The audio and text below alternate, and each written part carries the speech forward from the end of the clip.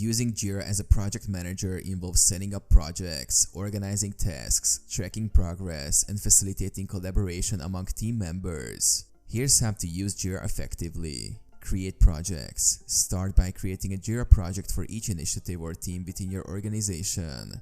Choose the appropriate project template based on your project's requirements. Set up issues. Use issues to represent tasks, bugs, or user stories within each project. Assign issues to team members, set priorities, and add detailed descriptions and attachments. Organize with boards. Organize issues on boards using agile methodologies such as Scrum or Kanban. Customize board columns to represent workflow stages and move issues across columns as they progress. Plan sprints. For Scrum projects, plan and execute sprints by creating sprint boards and backlog lists. Prioritize backlog items and assign them to sprints for implementation.